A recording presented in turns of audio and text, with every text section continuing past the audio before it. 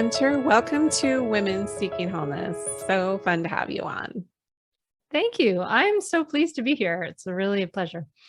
I've been looking forward to talking to you because I need this. I was telling you in our pre-conversation that, kids of all ages, and I had this 12-year gap between, the college kids and now, the younger kids. And I'm finding that I was much more patient with with my kids who are now older because I was a younger mom. And now I'm 50. I just turned 53 and I have a 7 and a 9-year-old. And I'm like, okay, I thought I was supposed to be progressing in life. Here I am teaching all this mindfulness stuff. And like, I'm a coach and I run these programs and I'm all into spirituality and stuff. And it's like, what? This is like this outlet is like a vice to just go unconscious for whatever reason. And it doesn't happen all the time, but when it does happen, I'm like, where did that come from? So I want to start with sort of that cycle of reactivity that you teach about. Your book is called Raising Good Humans, a Mindful Guide to Breaking the Cycle of Reactive Parenting and Raising Kind, Confident Kids. I have to say, my first set, I was very conscious. That's why I need your help. The first set of kids, I was really conscious, and I can see the fruits of that now. They're very conscious themselves, but well, you're not alone. Like in mindful parenting, which is the program I run, we have a number of older parents and moms, and it's funny because you get to this point in your life where you're like, I'm good at doing things. I like doing the things in life. Like I've done the grades, the job, the relationship. I'm good with the relationships in my life. And then you get to like kids and you're like, what? Why is this so insane? What's wrong with me? It's so true. True. Kids are like by nature, by definition, immature, right? Like their behaviors are like annoying, they're frustrating, they're messy, they don't know how to do stuff, they don't know how to communicate. And it's just like, you're like, it's your home that you're living with these human beings with, and you're like, I just want to be able to relax and enjoy my home. It's very and especially someone at my age, because most of the friends I have that are my age, and my mom herself, when she was my age, was like a grandma, and all the kids were out of the house. And I'm a grandma too. My oldest daughter has 2 little boys and 1 on the way, and they're adorable. And I love it. But it's like, I'm just going to play a martyr for a second. Okay. Most of the women my age are not raising young children. And the resistance that I meet with myself and my husband, I talk about this all the time, and bless his heart, he's in the struggle with me, but he's a very engaged. He's engaged in this with me, I should say, as a full partner. We both work from home. If I have projects and things I need to do, he says, go. So we're in the thick of this all over again with 2 completely different, fiery, passionate, crazy personality children, Eli and Emma. And so the resistance I meet, I think, is fueling that reactivity I feel, because I want to be a writer. I want contemplation. I want peace, and that's just not what the universe has served up. No, I guess not. Yeah. So it's hard if you're not, part of you is not accepting the reality of the situation, then it's even harder to do the things we need to do to be present, which include, of course, accepting our feelings. Like with kids, we have to, they demand attention, right? Like that's what they want to be seen, and they want to be heard. Like we know that, right? They want to be seen and to be heard. And we know that we need to meet those bids. And we need that too, right? Yeah. Like, and they're, we both have these needs. We need to meet both of our needs, but kids are often, it's like, it's like there's a lot of demandingness there, because that need to be seen and heard is so big when you're little, and you don't have the skills to delay your gratification in the same way And you that you don't, do and as an adult. right. And even like in hearing you say that, like they can't articulate, hey, I just want to be seen and heard any more than we can. We don't do that. We don't say No, to our no. husband or our partner, spouse, or whatever, we don't say, I really need you to see me and hear me right. Like we don't advocate for that. No. And maybe that's why we get triggered. I don't know. There's so many layers to this, right? Yeah. Yes, indeed. Definitely. I mean, but you have a lot for you. You have so much going for you in that you have a lot of self-awareness. You have practice in mindfulness, you practice in introspection. You probably have awareness of like when your stress levels are getting out of control, right? Because we know that when, when we're losing it with the kids, when we're not able to be present with the kids, we know that one of the baseline things that is the most important for that is just overall stress levels. Because no one like wakes up in the morning and says, I think I'm gonna just lose it at Eli I think at I'm like gonna, yeah. 3 p.m. today, because he's gonna do. No, no one does that. No one chooses that. You're not choosing to flip your lid. It's just it happens because you're wired for survival, and your biology is saying this is threatening right now, and you have stress. And so if you have too much stress in your life, one of the biggest ways to reduce sort of yelling and reactivity is to just kind of reduce our overall stress in general, right? So, Right. so And that's that's the pretty baseline. much the culprit of everything. It's we're all walking around. I wouldn't say I'm making a very general blanket statement, but most humans in any given window of time are battling the stress response. Like it's just becomes so programmed or patterned, I guess, that we don't even know that we're Yeah. in inflammation, that we've activated that because it's so second nature. Oh yeah, yeah. We're like living with a baseline level of it because of our society and our expectations to, for ourselves to just do so much, the lack of sleep we get, the Mhm. all of these things, the distractions that are constantly like they erode our ability to have a steady heart and mind and nervous system. So there's a lot of things there that are just really eroding that ability to um, be aware of what's happening for ourselves. We're living our lives through little boxes in front of us.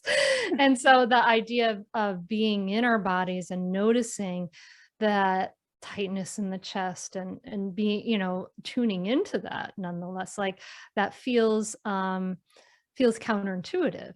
And yet it's the thing we need to do when we're in those moments, and it's the practice of tuning into those things that are not distracting, they're not entertaining, they're not Yeah. even comfortable, right? Like we have to tune into these sensations in our body that don't feel comfortable. And as we practice, so the basis of like mindful parenting is mindfulness and tuning into that. And why I think, research shows that mindfulness does all these wonderful things that you probably already talked about in your podcast. But one of the things it talks about is the ability to be less reactive, impulse control. And Mm. I think the researchers aren't quite sure how that works, but I think the way that works is that when you sit in your meditation practice and your mindfulness practice, you sit and all this stuff comes up, like the to-do list, the thought about this, the feeling of anxiety, all this stuff comes up, and you just practice staying with it. You practice not reacting. And so you're building a muscle literally Mhm. of less reactivity. And we need that, right? It's because everyone says, I remember when I was when my oldest daughter was 1.5 and 2, and I had all this anger coming up in me. I had this temper that was arising. It was like I felt horrible about it. It was like, this is exactly what I didn't want to do, right? This was exactly the worst thing for me. And I remember listening to coaches about parenting And they would say, just pause and respond this way. Just pause and respond this way. And I'd be like, but how? How do you do Yeah. that? Right? When How do you're you do when that? you're And that's the that key, is to be able to practice that impulse control. yeah, and what you're bringing up makes me think about, because I have heard all the stuff too about, the power of the pause and all of that. But what's happening when you're in a trauma or a stress response is your higher functioning brain, your forebrain is not literally, it's turned off. It's not working. So when Yes. we say, it's like a paradox, it's like, be mindful and all your chemicals are firing, Yeah. every unconscious pattern now is activated. Go ahead and be mindful. And Yeah. It's so bananas. It doesn't you make can't, any yeah. kind of And I sense. want to, I want to dive into that because as women, and you brought it up, we experience so much guilt as mothers that we can't quote unquote control this tempestuousness, this fiery, the anger. Um, I will say that my youngest daughter, Emma, really triggers me a lot. She's 7 and she's adorable, but, and I love her. And she is a little warrior. She yells a lot and stomps and throw. It's like having a teenager. And she's been this way since she was like 2 or 3. And it's like, oh, one of the things that triggers in me is, why does she get to do that and I don't? Like, I have that awareness. I want to do that. Why does she get to do that? Why Yeah. can't I do that? Like my little girl self couldn't do that. Like my parents would not have tolerated that. You had to suppress it. Right. And my adult self sometimes wants to throw these tantrums and yell, and it's not apropos. So I But it figured that is, out. yeah, no, that's an incredible insight. That's an incredible insight, because a lot of it, we have all these different parts of us, and part of us wants to be like, part of, you just want to fall on the floor and cry and crawl into bed, or you want to yell and all of those things. And yeah, and it's that impulse control, right? That separates us. We're the ones with the fully developed brain. We're the ones whose behavior they're Yeah. modeling, right? So we have to be the ones to, put on our big girl panties and do those things. It doesn't mean that we're not going to accept that we have anger, we have Well, I do frustration, think and it's all of important. those things, right? We weren't able to express Yeah, we anger. weren't. And I think it's incredible that we now know that that was not healthy. And so here I am trying to navigate those waters with Emma. And I'm like, I want her to know that anger is healthy, but I don't know that I model healthy anger expression all of the time because of those things you said. In the back of my mind, because women, we do this, we multitask. So in the back of my mind, I'm like, just thinking of all of the things I need to do, whether it's around the house or with my business or whatever. I'm thinking of these things I have to do. And then here comes an angry Emma. So I have to literally like shut down the task orientation that I'm feeling and the overwhelm I'm already feeling by the things that are undone or that demand my attention. So when she comes screaming, it's like I shut down. I don't come to a place where how about this? I don't want to be mindful. So even climbing under this reactivity cycle, it's like, this is classic psychology. Like you have to want, like, how does a psychologist change the light bulb? Well, you have to want to change the light bulb. And it's that. It's like, well, I'd like to throw a fit right now too. It's an energy output. It's really interesting because, our whole brain, I had neuroscientists come on the Mindful Mama podcast and talk about the brain, and how the brain is all about conserving energy, right? And predicting what's going to happen in the future, et cetera.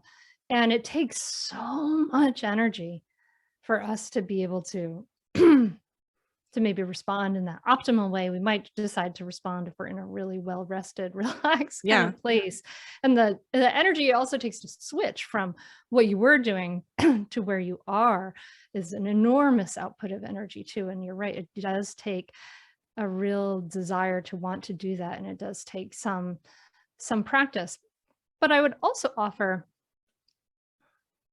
that it's okay, to give yourself maybe like that outlet, right? For that experience of like, this sucks. I don't want to be here with this screaming kid. I'm miserable, The right? human And part of so that. Yeah. we can do that skillfully.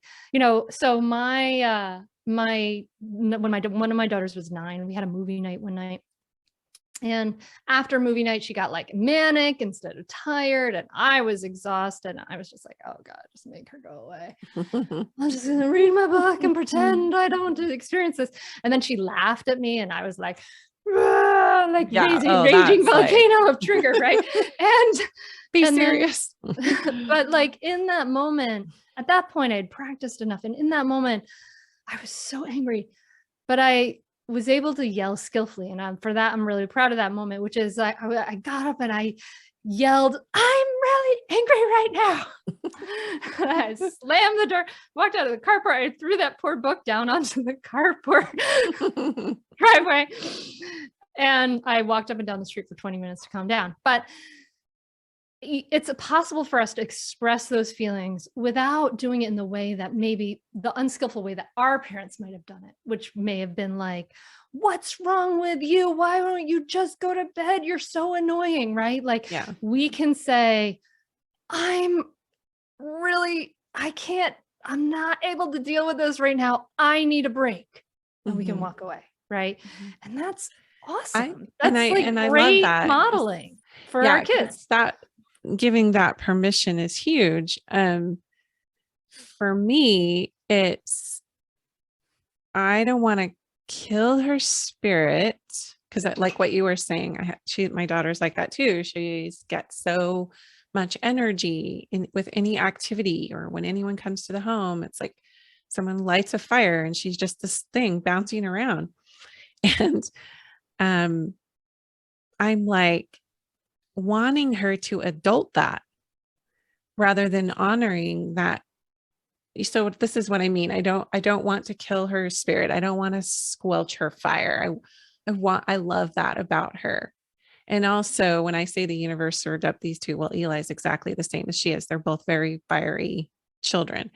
And it's like multiple people have told me, well, they're your teachers.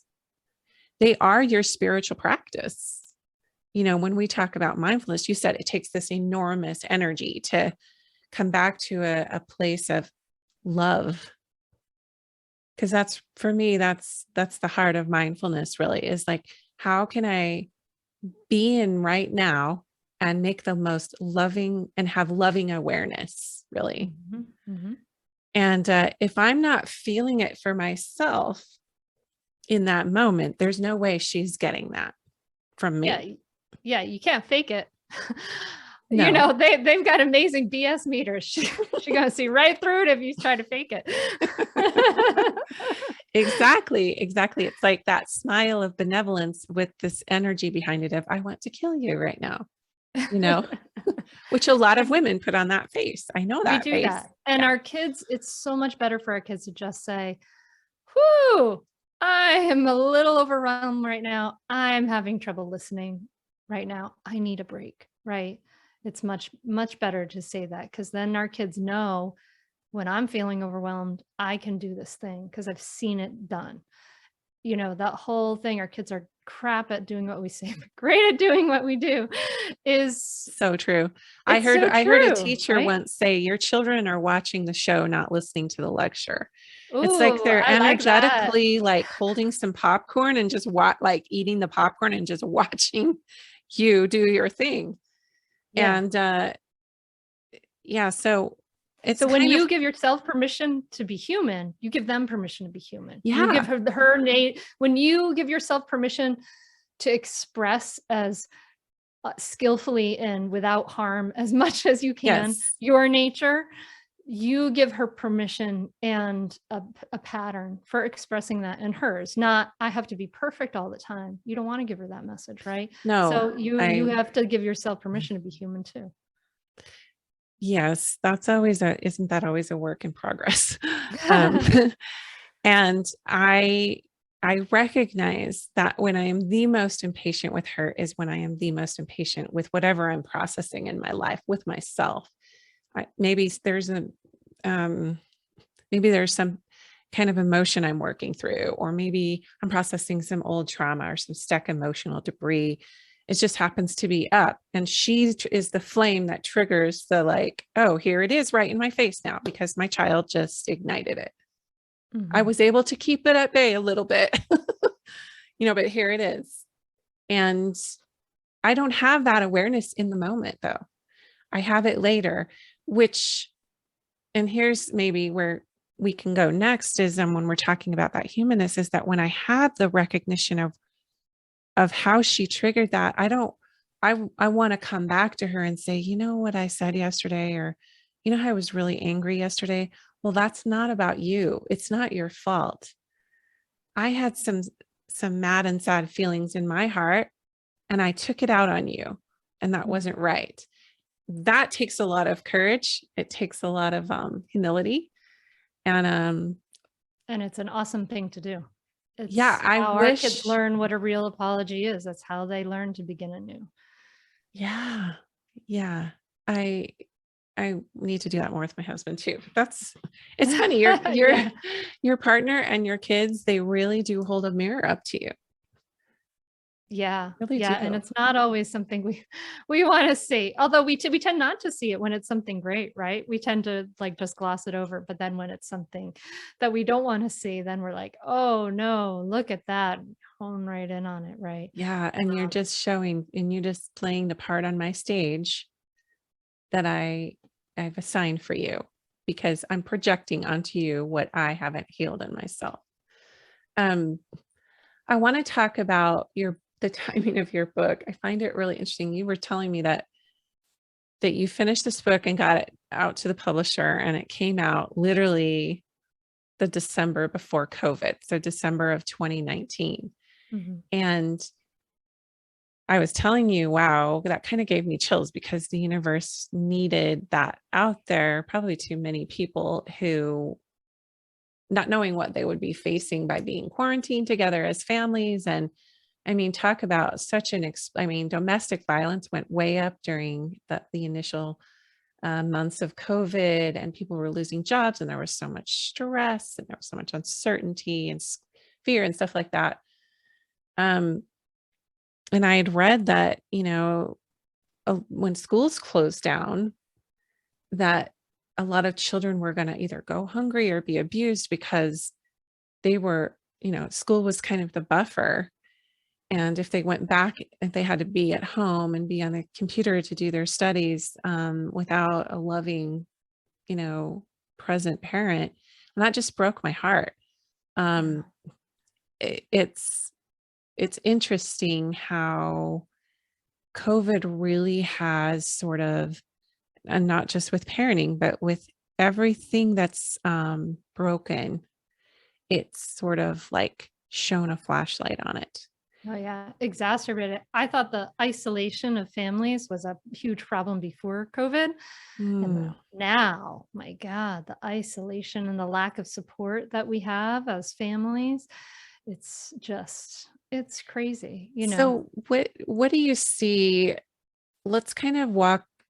You talk about something called the beginner's mind, and I know that's a mindfulness term, and I love it. I follow people like Eckhart Tolle and Pema Chodron, and people who talk about being here now. And there's a lot of Buddhist and esoteric teachings around this principle, but it's also everywhere in scripture. What is the beginner's mind, first of all, in the way that you define it in your work?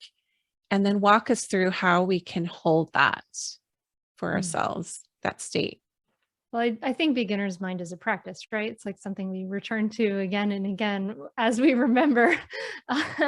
And it's the idea, of course, of looking at everything as a beginner with fresh eyes. So I kind of like to imagine like imagine you've been beamed down into your family and you're like What is an this alien. mess?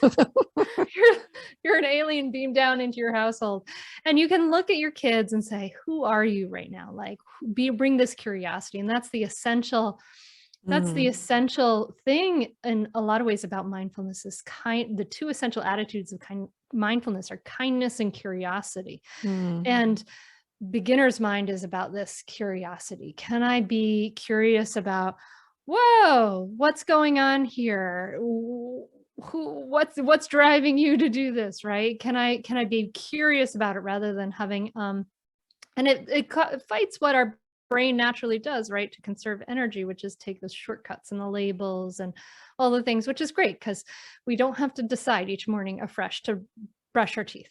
But it isn't so great when we're just saying, you're this, and I'm not saying anything about you but this, right? You're this type of child, and I'm not saying anything about you but this type of child. So if I didn't know you, if I was we're talking to you fresh, if I were listening to you fresh, like, who would you be and what would you be? I remember when my daughter was like was 2 years old. I went away for like a week and a half. When I came back, her voice sounded so different to me. I finally heard her voice in the way that everyone said, "Oh my God, her voice is so cute."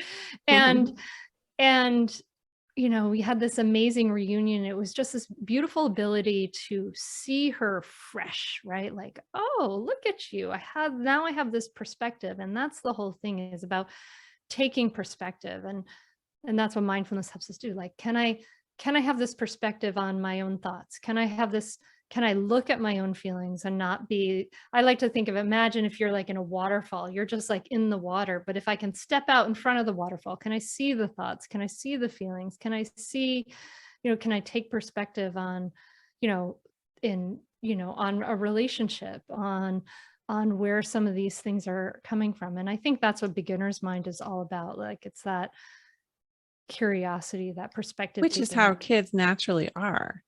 Yeah. Yeah. So I was working with a coach and I was talking to her about how play just is not, I'm not one of those people in the past. Like, I'm not going to put that.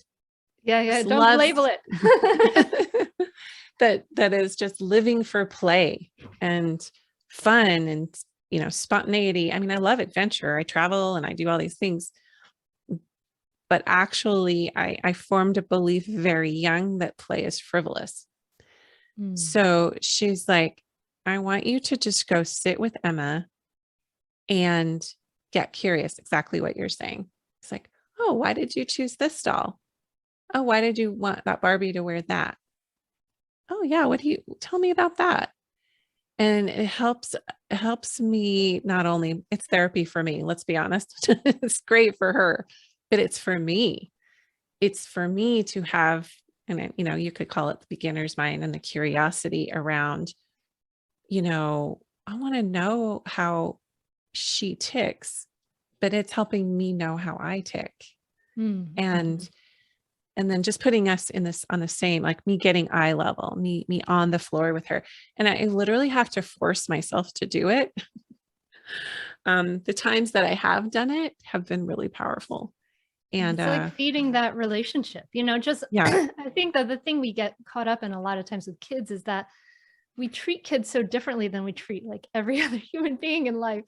Yeah. And we get into this, like, I am the mother, I'm in this role, and you are in this role. And these roles trip us up, and it's really this relationship. And that's what, that's pointing to, like, you are having mindfulness of Emma moment, right? Yeah, like you are using her as an object of curiosity, of being present, right? And that's what, as we know, like every relationship needs, right? You said it all comes back to love. And like, yeah, one of the things, like when we are in love with someone, right? Like they take up all of our attention. And I kind of think of that, like love is attention. Like if we pay more attention to something, we naturally start to love it. Like if you've ever paid attention to like a plant that you were growing, or like a little, yeah, a ladybug out in the world, if you give it like, if you give that ladybug like 45 minutes of your time, you are going to be in love with that ladybug by then, right? And in love and attention are just completely intertwined. And Right. so to come back and say, Emma, I am giving you my attention. I'm giving you my loving awareness, my curiosity. I may be setting a timer for 10 minutes so I know I have an endpoint and I'm not going crazy when I Yeah. do this. Is there an end to this? But to give that, we don't have to do it 100% of the time. Like just sometimes, right? And it's just like every relationship. It's like a relationship with our spouse. That's why we want to go on our date nights, right? And we want to do the same thing with our kids. We want to put in those deposits in the relationship bank account so that then when you need to withdraw, you've got some good cushion there. Yeah. And it is really interesting because we are parenting the younger two very differently than the first set of kids, in the sense that, you know, we are seeing, okay, I talked about this in a previous episode, how I wanted to be such a conscious parent with the first set of kids. I literally wanted to be the perfect mom. So any kind of, I shielded them from a lot in terms of, healthy conflict resolution and that kind of thing, healthy anger expression. I wasn't always allowing for the humanness piece of it. And for me to show that, it was all like, well, how do you feel about that? And processing, like I was a psychologist. There was a lot of love and a lot of touch and a lot of affection, but I can see how I did a disservice to them by not being real and saying that, like, I really want to, that makes me mad. Like, I'm mad right now. I'm owning that I'm mad. It's, I'm not projecting that mad onto you. I wish I would have done that more. Yeah, to model the safety of those feelings, right? It's right. Okay for us to have those feelings. But for you, just to cut you some slack, like women, I mean, anger, to show anger, like that's so shamed in our culture. Totally. Yeah. I mean, I did like 10 years of artwork about ferocious and predator animal women because I was working out this idea of this anger, right? Like, well, we're not allowed to have it in a weird way. And it doesn't make any sense. It's an energy that's in our body that's natural. And so, to have any kind of aggression as a woman, to have any kind of anger, there's like a real innate shaming of that. And that's, it hurts, right? That hurts. Yeah. And we could really wax Jungian here, but, a lot of that is from the collective conscious that we're just all these women, we're all carrying this collective anger and we have no safe way to express it. It's not socially, it goes against every social moray to see a screaming, angry woman. And she's labeled all these things, right? It's not considered strength. I actually just finished an essay called Sacred Rage that I'm going to be on another podcast presenting because of this very thing. And what I love about these last two kids is that here I am, because, you hit a certain point in life, you're younger than me, but sometime in your 40s, you really have this reckoning with how you've diffused your own anger and how it's shown up as physical malaise or how it's maybe not helped you have healthy relationships and those kind of things. And so I find myself now just going, I see an angry woman. I'm like, that's freaking awesome. As long as she's not hurting someone else, as long as what's not coming out of her mouth is literally damaging another human. If she can own her anger and be a fire and own that and not project, like the dragon that just blows it out and burns everything up. But if you can be the dragon that blows it out in I Am Woman, Hear Me Roar, go for it. Like that's how change happens. So let's not shame the anger piece. Like you're saying, it's all over in art. And I love that you made that a study because it's art was one of the only ways it could be expressed in times past. Yeah. Yeah. All those great images of Judith and Holofernes and Judith chopping off Holofernes' head, right? It's like a classic image from a biblical image. They had a bunch of those in the, it's really fascinating. Yeah. Yeah. And I think it's something we need to own if we're going to have peace too. It's like Totally. weird, right? Like there's an acceptance of, I need to accept that I've got to be like, I have this, like all this extreme, right? If I'm going to be able to let it go and have peace and be able to have rest and steadiness and ease, to have steadiness and ease, we need to accept that, yeah, sometimes we're going to have anger and then it's going to stop and we're going to be able to Yeah, have steadiness and ease again, you know? totally. Yeah, Totally. Well, I would love for us to kind of round out with you sort of giving us an example of a potential reactivity cycle being triggered, let's just say. And then sure. maybe just a couple practical things that it's like, okay, well, oh, I'm triggered. I'm about to go into my old laid down like railroad tracks patterns that are fused in iron that I need to like slowly repattern. But I have this awareness that I'm triggered.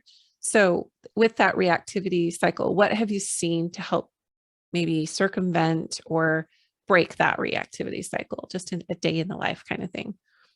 Well, I think the first thing I always recommend, like build that muscle, right? The overall practice of having a Mhm. mindfulness practice to build that muscle.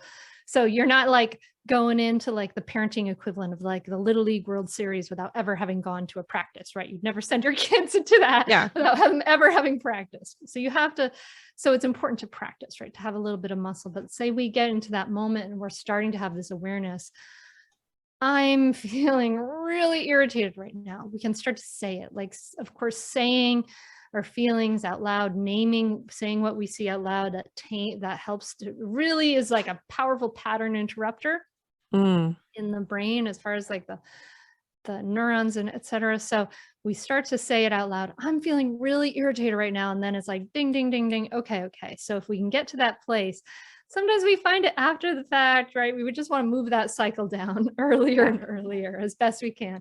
And we notice it. So then we can say, okay, I've got them really irritated right now.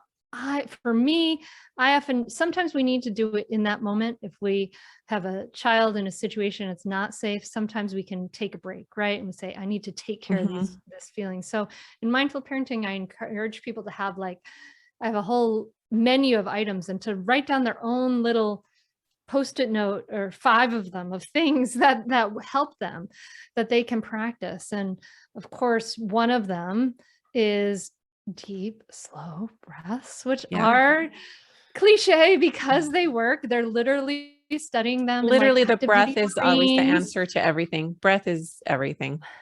But they're Yeah. studying this with like active duty Marines where they're teaching them to take 6 deep, slow breaths. And it just changes. It's the biology, right? It changes Yeah. that fight, flight, or freeze into a rest, more of a rest, and it forces that. And it actually activates your spiritual DNA, I believe, so that you can make a higher brain choice.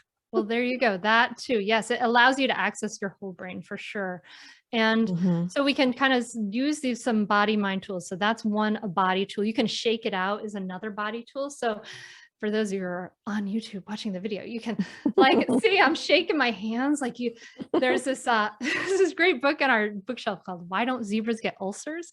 And Oh, how funny. which I think is hilarious. But it talks about how they shake, like you know how like a dog shakes. You can shake your shoulders, you can Mm, shake your hands, sigh breaths. Right, these are all body tools. And then you can also use like tools via the mind, not to create a false dichotomy here between body and mind. But anyway, some of the things that we can use, like we can say, give ourselves a mantra, I am safe. I'm safe, right? And that tells our nervous system that we're safe. This is not an emergency. This is not an emergency. I am safe. You know, you might even put a hand to your heart. It's not an emergency. I'm safe. Sigh it out. You can say to yourself, I am helping my child, right?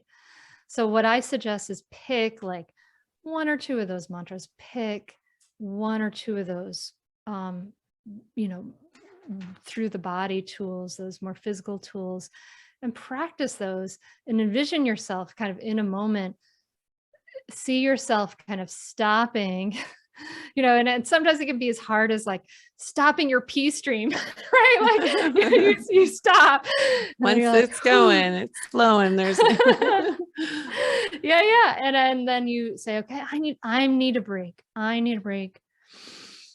You do it right there, you model it right there, or you go hide in the bathroom, you look at your Post-it note, and then you do those things, right? So, Mhm. and it really, there's no shame in any of it. It's about knowing like, yeah, I've got a nervous system that's wired for survival. It's wired to Yeah. see a threat. It's wired to cut off my whole brain.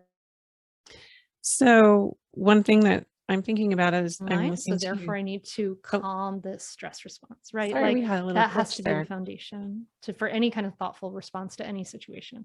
Yeah. Sorry, we had a little delay glitchy gap there, but I think we got most of what you were saying. You got frozen a little bit. Where can people find you online, Hunter?